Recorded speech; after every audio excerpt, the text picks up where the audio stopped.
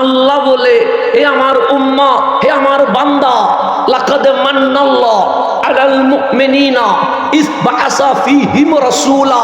সূর্য অনেক বড় নিয়ামত, কিন্তু আমি দেখিয়ে দিব না। চাঁদ অনেক বড় উপকার, কিন্তু আমি দেখিয়ে দিব না। আসমান ও জমিন যা আছে, হুয়াল্লাযী খালাকা লাকুম মা ফিল আরদি জামিআ, এই জমিনে যা আছে সব আমি আল্লাহ তোমাদেরকে দিয়ে দিয়েছি, কিন্তু দেখিয়ে দিব না। যদি জানতে চাও আমি আল্লাহ যত নিয়ামত দিয়েছি, সকল নিয়ামতের মাঝে সেরা কোনটা? আল্লাহ বলে, লাকাদ মান্নাল্লাহু আলাল মুমিনিনা ইয বাআসা ফীহিম রাসূলা। সর্বশ্রেষ্ঠ নিয়ামত হচ্ছে আমি আল্লাহ আমার হাবিবুল্লাহকে মুমিনের মাঝে উপহার দিয়ে দিয়েছে।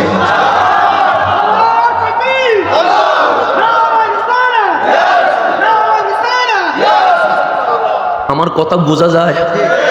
আমি সিটাঙ্গে মানুষ, তো চট্টগ্রামের বাইরে আসতে ভয় লাগে, মারার ভয় না, কারণ হুসাইনিরা মরণে ভয় পায় না।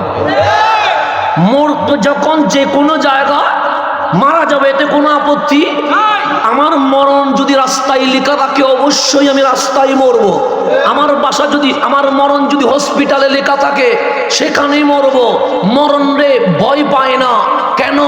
মরণ মানে যন্ত্রণা হইলে ভয় পাইতাম, মরণ মানে কষ্ট হলে ভয় পাইতাম, মরণ মানে দুঃখ হইলে ভয় পাতাম। হাবিবুল্লাহ বলে, ওগো উম্মত, মরণে ভয় পাস না। কেন? সে মরণ মানে মওলার সাথে দিদার হয়ে যাওয়া। মরণ কি দুঃখ না নিয়ামত? নিয়ামত। নিয়ামতে কি মানুষ ভয় পায়? তো আমি আসতে ভয় পাচ্ছি। চট্টগ্রামের মানুষ, আপনারা যে ভাষায় কথা বলেন ওই ভাষায় আমি কথা বলি না। আবার বাংলা বললেও অনুবাদ করা যায়, আরবি বললেও অনুবাদ করা যায়, চাইনা বললেও ট্রান্সলেট করা যায়, কিন্তু আমি যে ভাষায় কথা বলি, চিটাঙ্গে ভাষা, এটার ট্রান্সলেট অনুবাদ হয় না। সেজন্য কথা বুঝবেন কি না এই ভয়ে আসি না। যদি আমার কথা বুঝেন তাহলে মাহফিল চালিয়ে যেতে পারবো, না বুঝলে মাহফিল করা সম্ভব। তো এখন আমার কথা বুঝেননি, জামিলা তো হয় না। এখন আসেন, আল্লাহ বলছে আমি যত নিয়ামত দিয়েছি, জান্নাতের চেয়েও সেরা নিয়ামত, আসমানের চেয়েও সেরা নিয়ামত, জমিনের চেয়েও সেরা নিয়ামত আমার কামলিওয়ালা রহমতুল্লিল। আল্লাহ বলে আমি নবী দিয়ে খুশি, আর আমরা বলছি মাওলা আপনি দিয়ে খুশি, আমরা কামলিওয়ালাকে পেয়ে খুশি। সেই জন্য আমরা উদযাপন করি ঈদে মিলাদুন নবী। কথা ঠিক না? শুধু নবী মুখে ভালোবাসি বললে হয় না, কাজে প্রমাণ করতে হয়। আপনি বললেন নবীরে ভালোবাসি, রবিউল আউয়ালের চাঁদ উঠলে চেহারা মলিন হয়ে যায়, আপনি নবীরে ভালোবাসেন না। আপনি মুখে বললেন নবীরে ভালোবাসি, মেয়ের বিয়েতে লাইটিং করেন, তখন মুখ মলিন হয় না। নবীর মাহফিলে লাইটিং করলে মুখ মলিন হয়ে যায়।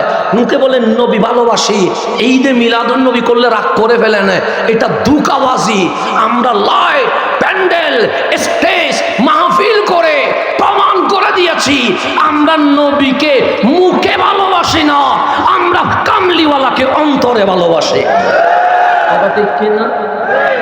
এখন সবাই রেডি আছেন তো? বেশিক্ষণ করা যাবে না, যেহেতু আমার ভাইজান চলে আসবে। আমি গভীরভাবে খেয়াল করতে বলবো, দলিলের বাহিরে কোনো কথা হব না ইনশাআল্লাহ। আপনারা আছেন? আছে। এখন আমরা যে ঈদে মিলাদুন নবী করলাম, এটা কার মাহফিল? নবীর মাহফিল। কার মাহফিল? হাসান আজহারি আসে নাই, 17 বছর মাহফিল কি হয় নাই? হইছে। উনি সামনে আসবে না, তাই বলে কি মাহফিল হবে না? হবে। আমি থাকলেও নবীর মাহফিল আছে, আমি না থাকলেও নবীর মাহফিল আছে। তাহলে আমরা ব্যক্তির জন্য মাহফিল করি না। আমাদের স্লোগান অমুক ভাইয়ের আগমন শুভেচ্ছার স্বাগতম নয়। ব্যক্তির জন্য সুন্নিরা মাহফিল করে না, নবীর জন্যই মাহফিল করে থাকে। কথা ঠিক নেই? তাহলে এই পোস্টার আছে না নাই? এটা কয়দিন ব্যাপী? মানে আজকে আগামীকাল এই পোস্টারে আমার নাম আপনারা দিয়েছেন। কথা ঠিক না? আপনারা আমার নাম লিখছেন না? এই তো হাসান আজহারি লিখছেন নি? এটা যদি পরশুদিন আপনারা দেয় এটার কোনো কাজে আসবে? কেন? কাগজের মেয়াদ 30 তারিখ, কাগজের মেয়াদ 31 তারিখ আর নাই। তাহলে এটার মেয়াদ আছে, আমার নাম আছে। এটার মেয়াদ নাই, আমার নাম নাই। মাহফিল আছে, আমি বক্তা আছি, মাহফিল শেষ, আমার আর বক্তাগিরি চলবে না। ফেসবুক আছে, আমার ছবি আছে, ফেসবুক হ্যাক হয়ে গেছে, ছবি চলে যাবে। ক্যামেরা আছে, ভিডিও আছে, মেমোরি যদি নিয়ে ফুরাইয়া ফেলি, ভিডিও কি পাওয়া যাবে? যাবে না, মুছে যাবে। তা আল্লাহ ডাক দেন, হাবিব যদি কুমিল্লার মানুষ, ফতেপুরের মানুষ ঈদে মিলাদুন নবী না করে সমস্যা নাই, তারা যদি র্যালি না করে সমস্যা নাই, সারা বাংলার মুসলমান যদি নারে রিসালাত না বলে সমস্যা নাই, বিশ্ব মুসলিম যদি দরুদ না পড়ে সমস্যা নাই। কেন? সে কারো নাম পোস্টারে, পোস্টার আছে, নাম আছে, পোস্টার নাই, নাম নাই। কারো ছবি ফেসবুকে, ছবি আছে, ফেসবুক আছে, হ্যাক হয়ে গেছে, ফেসবুকও শেষ, ছবিও শেষ, ক্যামেরা আছে, ভিডিও আছে, মেমোরি জ্বালিয়ে ফেলেছেন, ভিডিও পাওয়া যাবে না। আল্লাহ বলে, হাবিব আপনার শান বলার জন্য ফেসবুক লাগবে না, ইউটিউব লাগবে না, মাহফিল লাগবে না, মানুষ লাগবে না, ব্যানার লাগবে না, পোস্টার লাগবে না। ওয়ারাফাতনা লাকা যিকরাক, আমার হাবিবের জিকির, আমার হাবিবের নাম, আমার হাবিবের শান, আমার হাবিবের মান, আমার হাবিবের মর্যাদা আমি আল্লাহ নিজেই বাড়িয়ে দিয়েছে।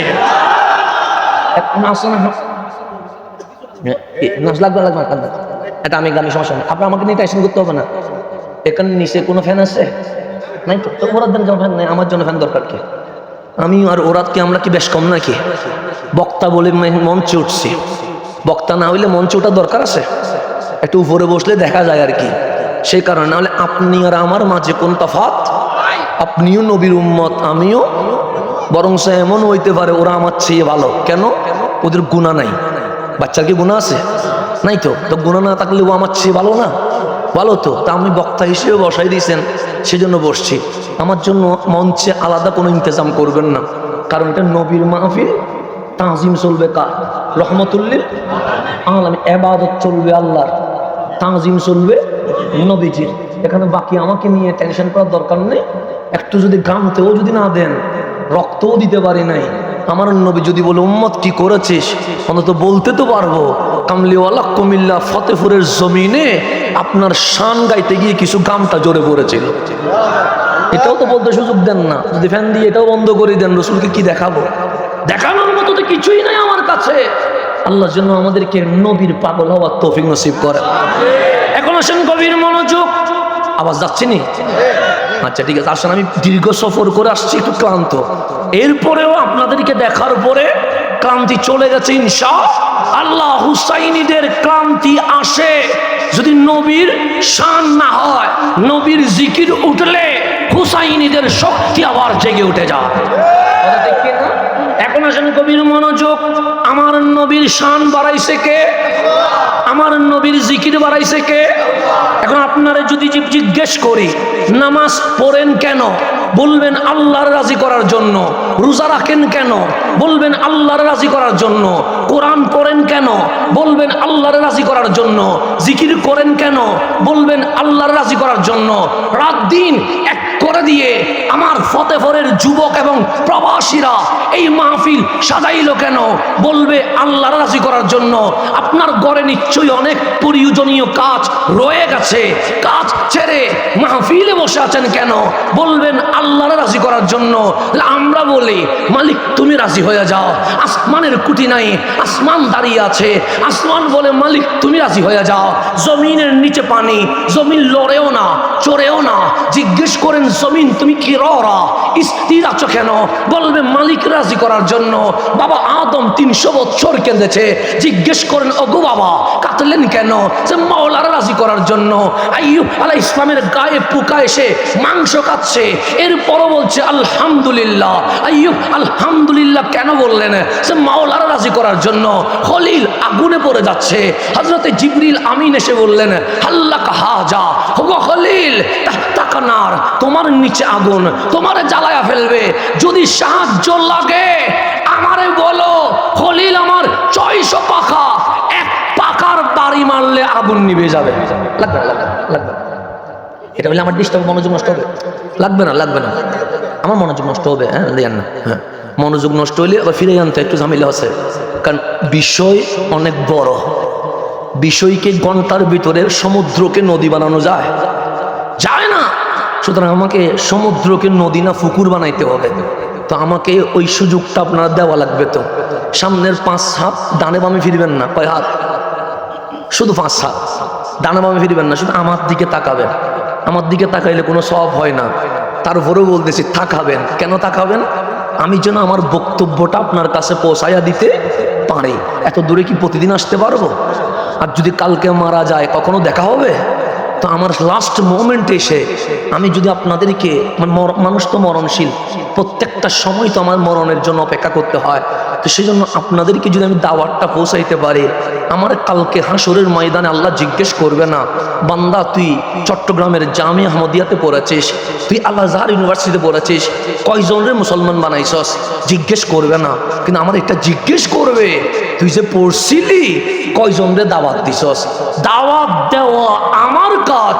হেদায়েতের মালিককে আল্লাহ। কাউরে জোর করে মুসলমান বানাইতে পারবো না, কিন্তু দাওয়াত তো দিতে হবে, কারণ আমাকে জিজ্ঞেস করা হবে।